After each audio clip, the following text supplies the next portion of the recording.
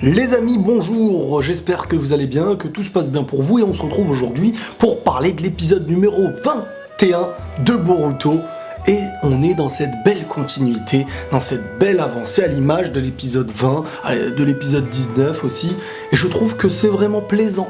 C'est vraiment sympa. Surtout que là, on traite des personnages qu'on connaît depuis perpète, Naruto, Sasuke, accompagné du mystère lié à Sarada, mais surtout de Shin Uchiwa. Rappelez-vous, dans le dernier épisode, ce petit personnage qui ressemblait à Celebi, là, dans Pokémon. Et le mec possède un Sharingan. Tu te dis, mais d'où ça peut venir ? Comment ça se fait ? On pensait que les Sharingan Boys, ils étaient partis. Les Uchiwa, oui. Et en plus de ça, notre petit Shin Uchiwa, lorsqu'il est revenu voir son boss, c'est-à-dire dans une dimension un peu bizarre qu'on a pu apercevoir dans cet épisode avec plus d'indices, plus de détails, on y voit beaucoup de Shin Uchiwa. Mais encore mieux que ça, ils s'appelaient tous Shin Uchiwa. Comme si tous faisaient partie d'une même expérience, d'une même chose. Mais le boss de cette organisation bizarroïde sur le coup là, vous savez quoi ? Il avait la cape de l'Akatsuki. Le retour de l'Akatsuki ? Est-ce que c'est le retour de l'Akatsuki ? Quoi qu'il en soit, ça faisait partie des objectifs de ces personnages, mais ce qui est encore deux fois plus choquant. Tu te rappelles, Danzo, il avait des Sharingan dans le bras. Lui, il a des Sharingan dans les bras, mais aussi sur le crâne. Et le gars n'a pas de dents. Si le mec, il a plein de Sharingan, qu'il veut faire renaître l'Akatsuki, qu'il fait à ses yeux partie du clan Uchiwa, qu'est-ce que c'est que ce délire ? On est où ? Cette dimension existe-t-elle depuis très longtemps ? C'est nouveau ?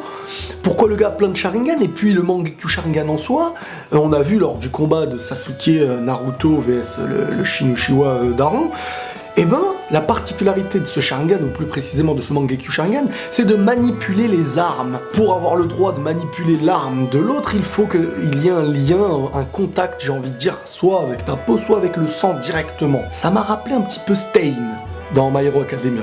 Et ceux qui regardent comprendront. De l'autre côté, il y a toujours le mystère de Sarada qui vient de rencontrer, j'ai envie de dire, entre guillemets, pour elle, pour la première fois, son père. Et on est dans une rencontre nouvelle, dans quelque chose de nouveau, parce que autant on n'a pas vu Naruto quand il a vraiment...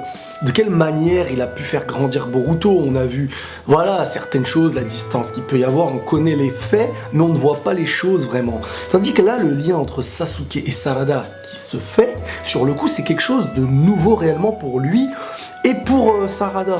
Mais ce qu'il faut savoir aussi, c'est...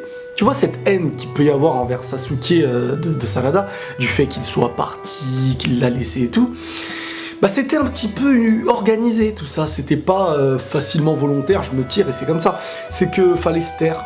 Il était parti en mission que peu de personnes pouvaient savoir, un petit peu à la recherche de plein d'indices qu'il pouvait avoir liés à Kaguya, etc.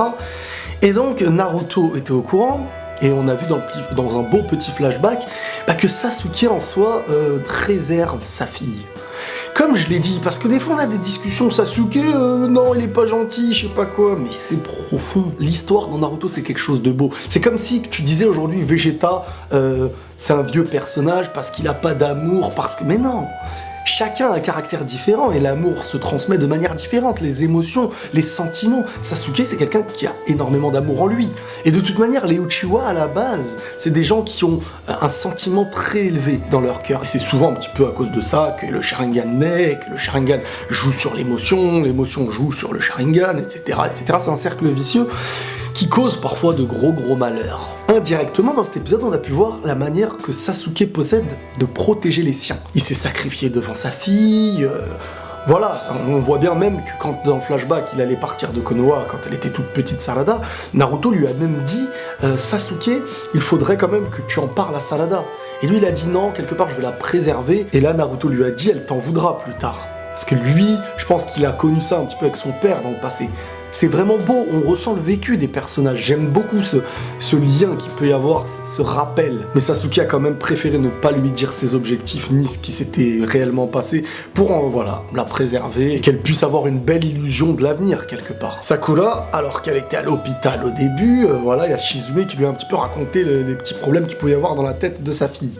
Le questionnement, etc. etc. Donc elle s'est vite précipitée pour aller rejoindre Sasuke et Naruto. Le gros mystère, pour en revenir au méchant de cet épisode-là, le boss Shin Uchiwa, qui possède, comme je vous l'ai dit tout à l'heure, le même nom que tous ses petits enfants. En fait, il avait des Sharingan dans la tête, il avait la tenue il avait la cape de l'Akatsuki, mais par contre, il avait un œil intégré en mode comme si c'était un œil Edo Tensei. C'est vraiment bizarre, personnellement. Et dans la main de Shin Uchiwa, le daron de tous, là, il avait un genre de sceau, de tatouage, de trucs bizarres comme ça, là. Chose qui avait l'air similaire à ce qu'on avait pu voir dans le Flash Future au début de Boruto. Est-ce que ça a un lien? Est-ce que plus tard ça aura une importance? Est-ce que c'est lié à quelque chose? Je sais pas encore, mais on va avoir des indices, j'en suis sûr. Ce qui est sympa dans cet épisode, c'est qu'il y a un combat aussi de Naruto et de Sasuke. Donc là, ils étaient à deux contre un personnage, j'ai envie de dire, qui n'est pas réellement très très puissant. La puissance du Sharingan en soi, maîtriser les armes à distance, pouvoir les contrôler, c'est mignon, mais pas s'exploiter à mes yeux, hein. Ça aurait pu être quelque chose de plus important. Donc je pense que en soi, tu peux avoir 1000 Sharingan, mais on y voit vraiment que Naruto, au fur et à mesure du temps, de se prélasser dans ses bureaux et tout ça, a vraiment perdu du niveau. C'est-à-dire que la paix fait en sorte que tu t'entraînes moins, que tu as moins de combats et que tu as pas réellement un niveau de fou.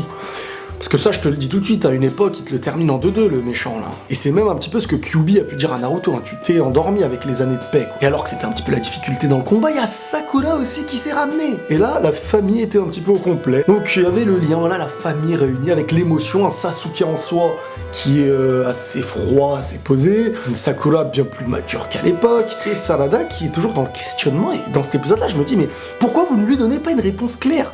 Elle demande qui est sa mère. Sasuke a l'air un petit peu... limite, même lui, on dirait qu'il était pas au courant. Sakura veut pas lui dire, donc quelque part, c'est pas sa mère ou quoi? C'est bizarre, tu vois. Après, le truc, c'est aussi pour entretenir le suspense, ça, on en est conscient. Un problème par rapport à la fin de cet épisode, vous voyez la petite bestiole là qui possédait par contre un genre de Sharingan temporel, enfin...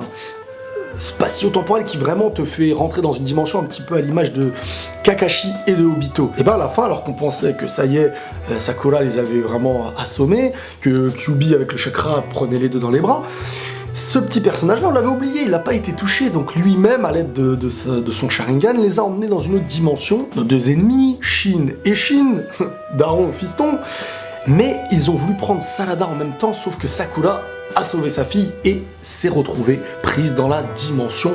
L'épisode se termine comme ça, donc Sakura se retrouve face à plein de Shin qui limitent la menace, mais elle a pas l'air très inquiète. En soi, elle est vraiment... C'est vrai qu'elle est puissante aujourd'hui, Sakura, faut dire les choses, mais on dirait qu'elle est contente de savoir maintenant d'où viennent ces petites choses-là, de son expression, en tout cas, c'est comme ça que ça nous laisse comprendre. Je pense que tout va à peu près se finir dans le prochain ou dans l'autre d'après épisode, et on aura un petit peu la réponse de qui est qui, pourquoi, etc. En soi, c'est sympa, les combats n'ont pas l'air exploités encore, mais on est bien. Là, on est bien. J'allais dire on est bon et on est bien, on est bien. On est bio.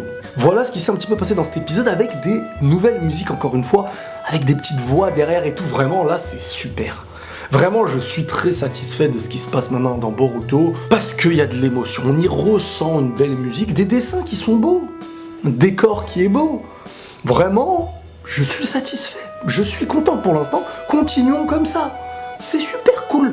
Over méga likes cool. Voilà les amis, j'espère que cet épisode en soi vous aura plu. N'hésitez pas à vous abonner, à liker. Prenez tous soin de vous et la paix sur vous.